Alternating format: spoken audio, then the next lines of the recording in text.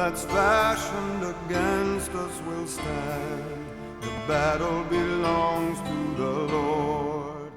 Good morning. Are you a Christian? Yes, I am. We need more laborers out in the field. The harvest is full, laborers are few. Good morning, how you doing? Hi. No, thank you. Are you a Christian? I am, but no, thank you. We need more laborers out in the field. Aren't you willing to go out into the field and help end the suffering? You're going to help end the suffering? Why are you here today? Why are you here today? Any reason? You just feel like going for a stroll? Is that why you're here today? Here to save the baby. This isn't saving any babies, ma'am. The murder mill is 2 miles from here. Would you be a voice for the babies? Would you do that? Would you be a voice for them? Are you a Christian? Will you be a voice for the babies? Nation here, where you could actually help. There's babies being murdered right now. Would you consider being out There with me to help save babies? Would you consider that? That's what this is for. But would you actually go out in front of the abortion centers where they're actually killing babies and help rescue them right there on the sidewalk? Would you think that? Would you consider doing that? I'll think about it. Okay. All right. It does. Murderers have a choice to murder or not to murder. But if they choose to murder, they will be put off the street. Punished, right. So the baby murderers, should they be punished? It doesn't feel good, but I believe there should be punishment for murder. So Even for the abortion should be punished. Okay. So if a woman hires somebody to murder her baby, should she be punished for attempted murder?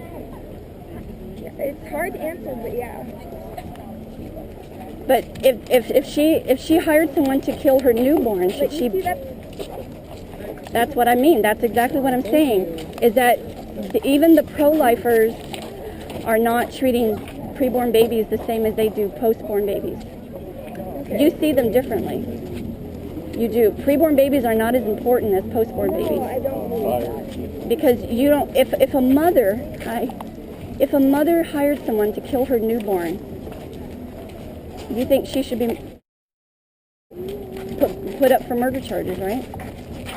So if a woman hires someone to murder her preborn baby, should she be put up for attempted murder? She should definitely be taken to court and judged. You know, it's not my choice to say, you know, what judgment she will get. But I do believe it would be a just punishment. Right, but see, until the Christian community rises up and says, we're going to do this, we're going to say, we're going to make it the law of the land that these people will be punished. But Christians aren't doing that. They're being very passive about this. They're taking the easy route. What Ray Comfort did on the 180. Yeah. But you know what he said at the end? You know what his call to action was? At the end of all that, when he got people to change their mind, he said, now, are you going to vote pro-life? That's it. I mean, she's forcing everybody on the debate floor. You know, That's it. But the pro-life leaders are pro-choice because they'll never end it. They've never presented any legislation to actually end the butchering. All they do is regulate it. So what's sad is that at the end, Ray Comfort undid all that he did up to that point when he said, okay, well, now you've got me riled up, Ray. What can I do to end this? Well, vote pro-life. I mean, that is passive. I see what you mean. So what would you say if you were him in his position? What would you say? Just what I told that lady. We need people out in front of the killing centers, and we need people out on the front lines handing out literature that exposes the truth, that shows people why a rape exception is not acceptable. Because which baby was conceived in rape?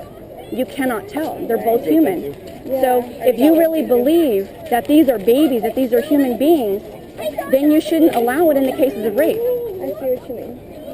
But I mean, have I helped convince you that we need to do more than go to a walk for life? Yes, I do. That one was very, very good. Okay. Really good. Yeah, it's changed minds. It has. Yeah. And we need more Christians to hand out literature like this. I believe it. How do I get, what do I order on the website? Or how do I get on this website. If you want to get these exact ones, you can go to abolishhumanabortion.com. Also, you know what? You can go to my main page right here, TampaAHA.com, and I've got a link on the right-hand side to get abolitionist gear. Okay. It'll take you right to the abolition store. Thank you. God bless you. God bless you. God bless you. And abolitionists are bringing this discourse to the public. This is why we have the signs, we draw people to us. We're not yelling and screaming, we are projecting our voices, we're calling people to repent, we're telling them that this is murder, to turn away from death, to choose life, to turn away from death, to repent. And we're calling on Christians, if you are a Christian, to have the laws in your land mirror the laws and justice of God. That's how so right now we're in a land right now that God is very angry right now with America, with all the bloodshed. And so the question is, what are Christians doing about it? What does Christianity look like in a culture that legally murders their children? And you've got Christians that say, well, I don't know if we should punish the baby murderer. I don't know. That's what I'm hearing from you today. I don't know. Well, what you're hearing from me, right, is the love of God. What you're hearing from me is saying that I want to love these people. I would love to see them repent, all right, and turn away from these things. And I see what you're saying. You know, we could put them in jail. We could maybe have them put in an electric chair or whatever. I guess that's what you're saying. But I don't know if that's really going to help them to repent. What about the rapist? Okay, what does it do then to punish? What's the reason behind punishing the rapist? What's the reason behind that? Well, mainly get them off the street. So they don't do Okay, there you go. Wouldn't you want to get the baby murderers off the street and in prison? Wouldn't that be the logical thinking? Yeah, but okay, here's the but issue why? you have is, right, is that, okay, so,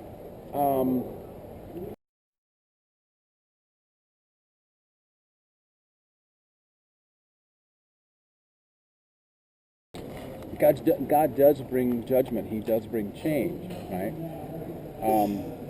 But as it is right now, I don't know if we're going to be able to get there.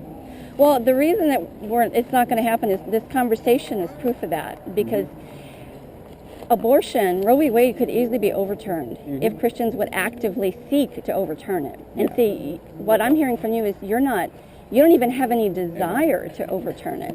Yeah. You don't even have any desire. You're just sitting back. I do have a desire to overturn it. However, I don't have a desire to take the abortionist, or for that matter, the woman who receives abortion, and put them in prison. I don't. I don't have a desire to take the abortionist, or for that matter, the woman who receives abortion, and put them in prison. I don't.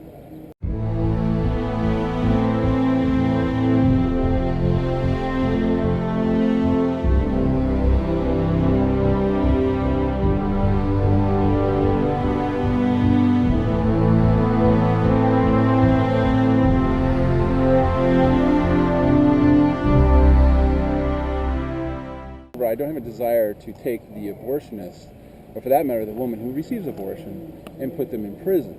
I don't. Okay, so you don't believe we should put the baby killers off the street? That would end the suffering of the babies. If we made it illegal, I wouldn't see capital punishment as being the proper thing to do. I didn't say necessarily capital punishment. Okay, so you and I can agree on this, is that I would agree that we should make it so that if that once the law is changed, right? Once we say that, okay, abortion is illegal, right? If someone a doctor performs an abortion or whoever, right? Yes, they should be put in prison for a certain period of time, absolutely.